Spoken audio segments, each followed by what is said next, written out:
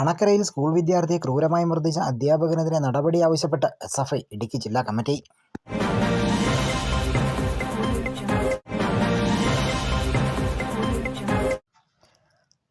കഴിഞ്ഞ വ്യാഴാഴ്ചയാണ് ക്ലാസ്സിൽ വെച്ച് അധ്യാപകൻ കുട്ടിയെ മർദ്ദിച്ചതായി പരാതി ഉയരുന്നത്. സംഭവത്തിൽ പോലീസ് കേസെടുക്കുകയും കുട്ടിയുടെ മൊഴി രേഖപ്പെടുത്തി നടപടികൾ സ്വീകരിക്കുകയും ചെയ്തിരുന്നു. സംഭവത്തിൽ കുറ്റക്കാരനായ അധ്യാപകനെതിരെ നടപടി സ്വീകരിക്കണമെന്നാവശ്യപ്പെട്ടാണ് എസ്എഫ്ഐ ഇടുക്കി ജില്ലാ കമ്മിറ്റിയുടെ നേതൃത്വത്തിൽ സ്കൂളിലേക്ക് പ്രതിഷേധ മാർച്ച് സംഘടിപ്പിച്ചത്. സ്കൂളിൻ്റെ പ്രവേശന കവാടത്തിൽ പോലീസ് മാർച്ച് തടഞ്ഞു. എന്നാൽ ഗേറ്റും പോലീസ് വലയവും മറികടന്ന് പ്രവർത്തകർ സ്കൂൾ വളപ്പിലേക്ക് ഇരച്ച് കയറുകയായിരുന്നു. തുടർന്ന് ഹെഡ്മാസ്റ്ററുമായി എസ്എഫ്ഐ നേതാക്കൾ സംസാരിക്കുകയും അധ്യാപകൻ്റെ നടപടിക്ക് ശുപാർശ ചെയ്തിട്ടുള്ളതായി അദ്ദേഹം ഉറപ്പ് നൽകുകയും ചെയ്തതിൻ്റെ പശ്ചാത്തലത്തിലാണ് പ്രവർത്തകർ പിരിഞ്ഞു പോയത്.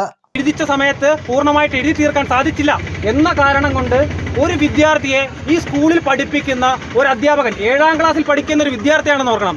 7ാം ക്ലാസ്സിൽ പഠിക്കുന്ന ഒരു വിദ്യാർത്ഥിയെ ഈ സ്കൂളിനകത്ത് പഠിപ്പിക്കുന്ന, കാലങ്ങളായിട്ട് പഠിപ്പിച്ചുകൊണ്ടിരിക്കുന്ന, ഈ കുട്ടികളെ മക്കളെപ്പോലെ കാണേണ്ട ഒരു അധ്യാപകൻ ആ വിദ്യാർത്ഥി ക്ലാസ്സിനകത്തിരുന്ന് എന്തോ പഠിക്കുന്നതിനകത്ത് എന്തോ ചെറിയ പിശക് വന്നു പോയി എന്ന് പറഞ്ഞുകൊണ്ട് ആ വിദ്യാർത്ഥിയെ അതിക്രൂരമായി മർദ്ദിക്കുന്ന സാഹചര്യം ഈ സ്കൂളിനകത്ത് ഉണ്ടായിട്ടുണ്ട്.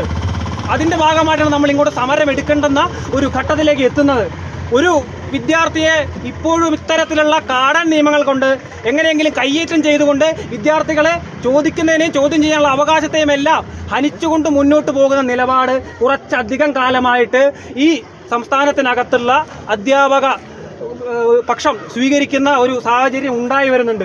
ആ സാഹചര്യം നിലവിൽ നമ്മുടെ നാട്ടിലേക്കും ഇടുക്കി ജില്ലയിലേക്കും ഈ അണക്കരയിലേക്കും വരുന്ന ഘട്ടമുണ്ട്.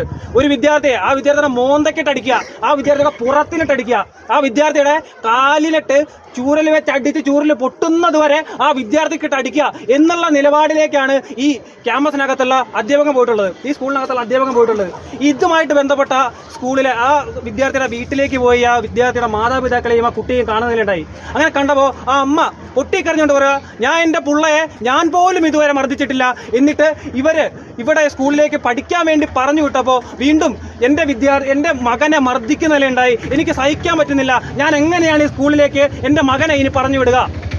എൻ്റെ മറ്റൊരു മകൻ ഈ സ്കൂളിൽ 10ാം ക്ലാസ്സിൽ പഠിക്കുന്നുണ്ട്.